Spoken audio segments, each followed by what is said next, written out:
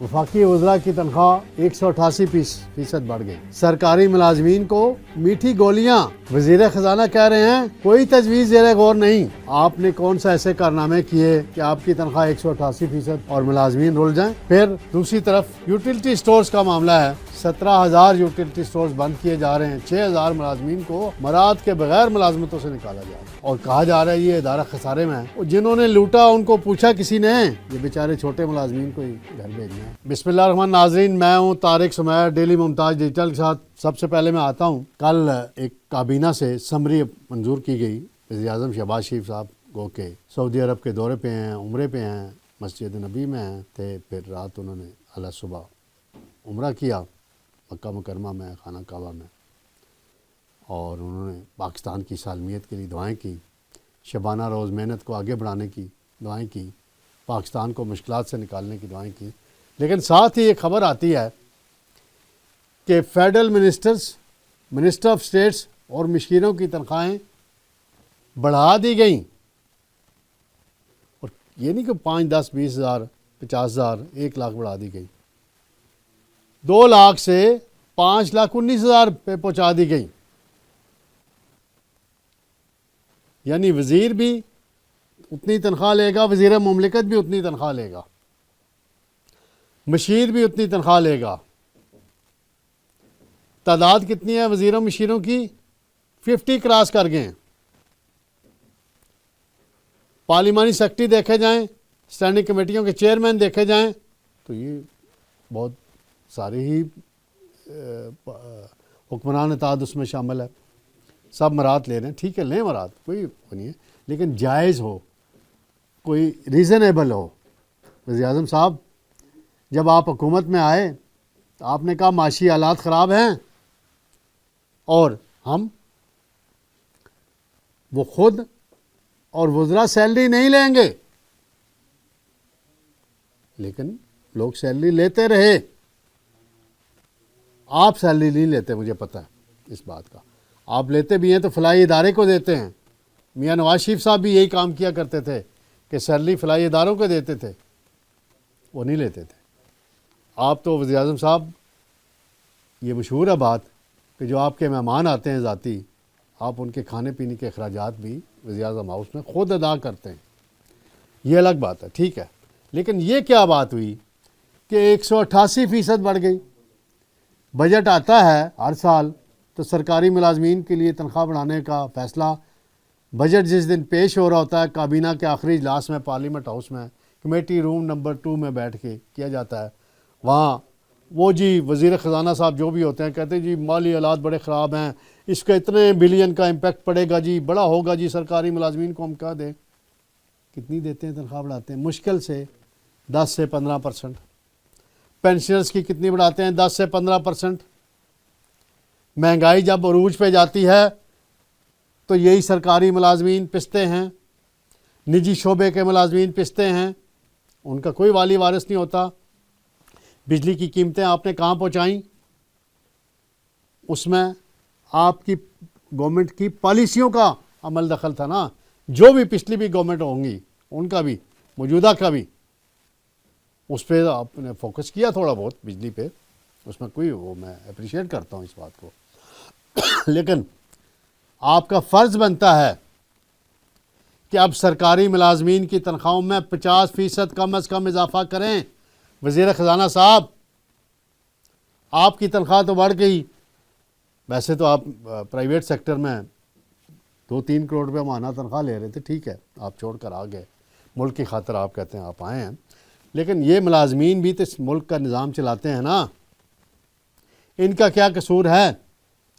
मुझे याद है आखिरी दफ़ा 50% या तनख्वाह बढ़ी थी सरकारी मुलाजमीन की जब पीपल्स पार्टी का दौरे हुकूमत था।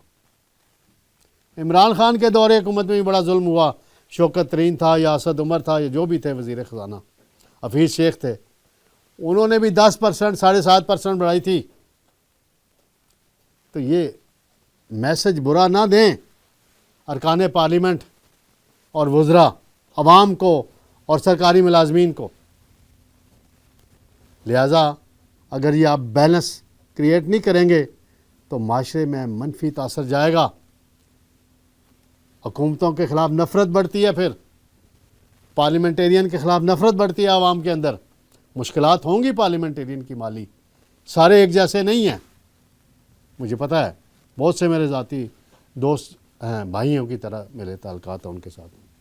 لیکن آپ ان وزیروں کو چاہیے کہ اپنی تنخواہ وصول کرنے سے پہلے کابینہ کے اگلے اجلاس میں وزیر اعظم سے یہ اصولی فیصلہ کروائیں کابینہ میں بیٹھ کے کہ ہم اس وقت تک تنخواہیں نہیں لیں گے جب تک سرکاری ملازمین کی تنخواہیں 50% نہیں بڑھائی جاتی. تو پھر مانوں گا میں. مجھے پتہ ہے 2-4 وزیر ہیں وہ بات ضرور کریں گے، میری ان سے بات بھی ہوئی ہے، وہ یہ معاملہ اٹھائیں گے بھی کابینہ کے اجلاس میں. پھر وہاں فیکٹس اینڈ فگر آ جائیں گی، اور امداد بھوسال صاحب وزیر سیکرٹری خزانہ صاحب لے آئیں گے ڈیٹا، جی اتنے 100 بلین کا فرق پڑ جائے گا جی اگر سرکاری ملازمین. دوسری طرف وزیر اعظم بار بار اپنی تقریروں میں یہ کہتے ہیں، وزیر خزانہ کہتے ہیں کہ سیلریڈ کلاس نے سب سے زیادہ ٹیکس دیا اس ملک میں. تو پسے بھی پھر سیلریڈ کلاس، یہ کیوں؟ چاہے وہ سرکاری شعبے کا ہو چاہے نجی شعبے کا ہو. تو لہٰذا ان چیزوں پہ آپ کو بیلنس لانے کی ضرورت ہے. دوسرا معاملہ ہے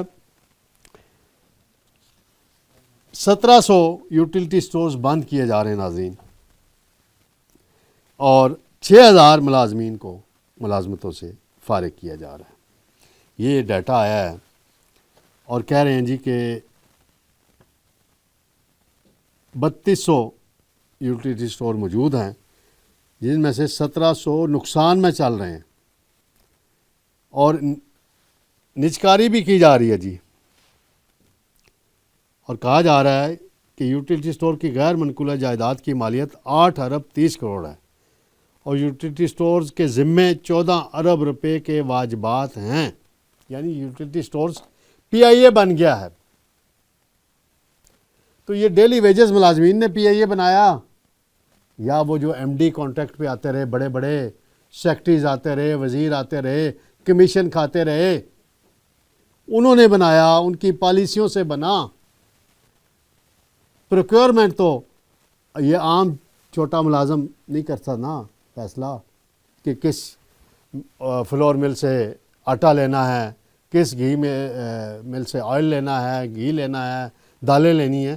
یہ تو مینجمنٹ فیصلے کرتی ہے نا. اگر نقصان میں ہوا ہے تو یہ مینجمنٹ کی وجہ سے ہوا ہے نا. اس مینجمنٹ کو کوئی نہیں پوچھے گا.